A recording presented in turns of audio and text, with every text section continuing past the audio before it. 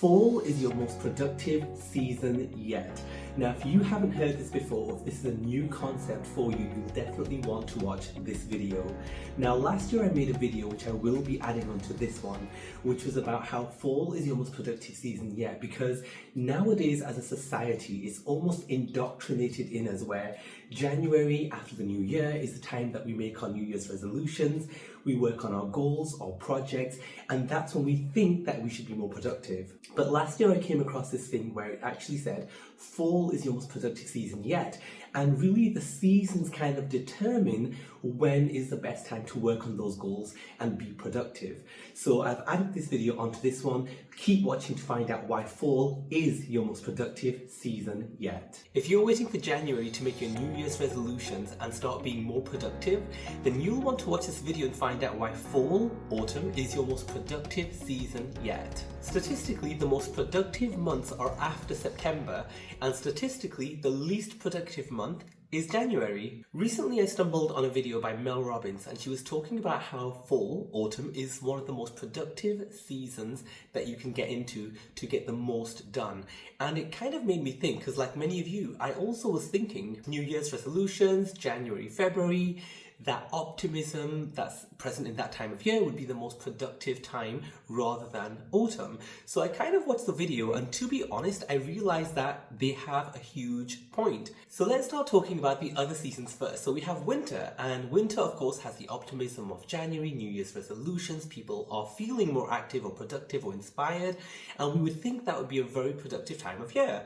But if we also think about January, February and March, and the winter months, they are some of the coldest months, the darkest months. The days are dark, the days are short, it's cold, it's gloomy, the winter blues are set in, it's post-holidays, and everybody's just got the winter blues. So it does kind of make sense. The only thing we have to look forward to is kind of like the New Year's resolutions, but then there's the long winter to kind of get distracted. And we all know that out of all the people who make New Year's resolutions, depending on the research, 8-9% barely keep their resolutions. And moving to spring, things are getting warmer, it's still a little cold, people are looking forward to summer, looking forward to holidays and planning. And then what about summer? In summer, the days are long, it's nice, it's sunny, people have their vacations, it's the holidays, the days are longer, the weather's nice, people want to be outside. And there's lots of festivals in most cities, and I know in most of the cities that I've lived in, there's always been summer festivals happening throughout the summer.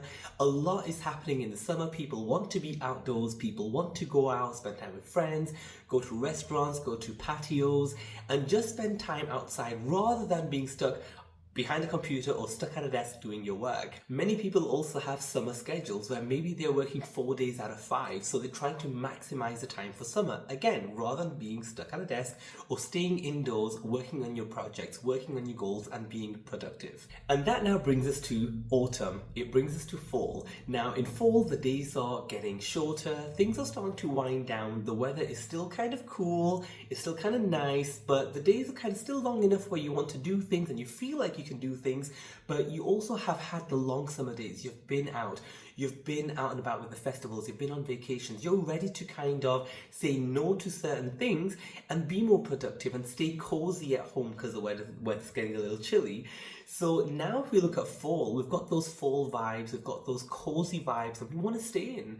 So this is actually a good time to be more productive, because now if you think about it, we've already, like I said, we've already been out, we've already had a great summer, hopefully. We've already been out and about and said yes to everything. So now we're almost ready, a part of us at least internally, to be like, you know what, I'm ready to stay in and focus and do other things. Then there's also the psychological aspect. It's the whole back to school season. Now here's the thing, even if you're not going back to school, you're not going to university, you can't help but see all the adverts, all the students around, all the promotions in the stores about new notepads, maybe discounts on computers, stationery, clothes, different things about the whole back to school.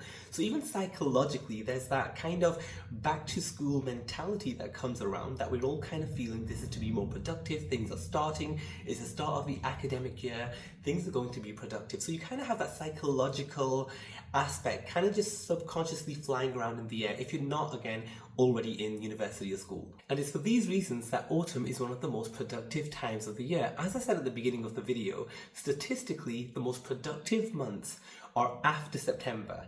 So October is the peak of productivity, November is also up there, and then by the end of November it starts declining towards December when it's time for the holidays. The least productive time of the year, is actually January. So if you think about it, we still have October and November to be our most productive selves yet and make a lot of progress in reaching and achieving our dreams and goals and whatever our goals are for the rest of the year. We have the whole of October left. This is being filmed in like the first week of October, so we still have October and November. So I want to encourage you, instead of waiting for January or the new year before you start being productive and working on those goals, let's start now. And here's some things that you can do to start. Firstly, I think it's important to just acknowledge that we've had a good summer. Hopefully we have had a good summer. Just acknowledge we've been out, the weather has been nice, we have had the chance to go out, enjoy the long days and do other things and maybe not be that productive. And secondly, it's to just make that mental intention that now it is a new season, it's fall, we're ready to say no to certain things, we're ready to maybe stay home, not have to go out as much or feel like we have to go out as much as we did because now summer is over and we've got the nice fall weather and we're okay to be a bit more productive. Now it's not January, it's not New Year's resolution, so we don't have the whole year to think about the kind of goals we want by the end of the year. We really only have October and November to be highly productive. So look at those most important goals that you have. Maybe keep it short, narrow it down.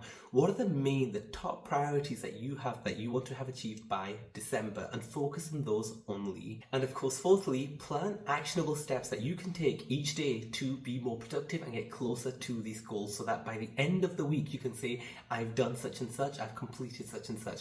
By the end of the month you can say, I've completed such and such. It's so important to get those actionable steps scheduled in your calendar just to make sure that you have done it.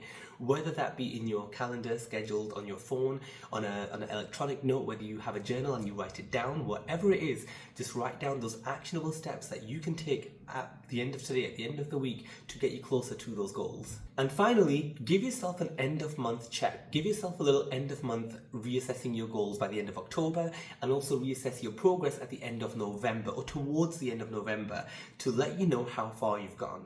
So if by the end of October you've gotten very close, you know you can keep that momentum going and keep being productive to hopefully be on schedule and get it done.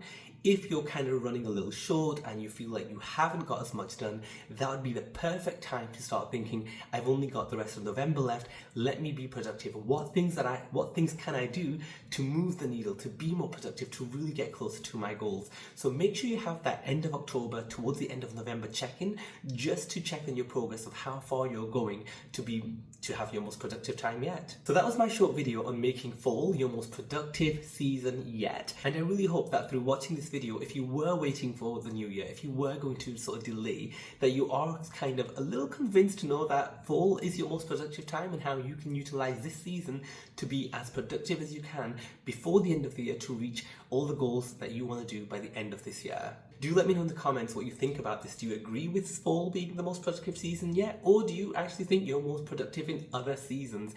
And do also let me know in the comments the kind of things that you're wanting to achieve, the kind of things that you'll be pushing forward for in this fall, in October and November, to get done by the new year. I'm so curious to know what kind of things you're working on as well. And thanks for joining me and watching this video. If you haven't already subscribed, I would ask you to consider subscribing. Please do like, comment, share to anybody who you think might find it interesting. Thanks again for joining me, and I'll see you in the next video.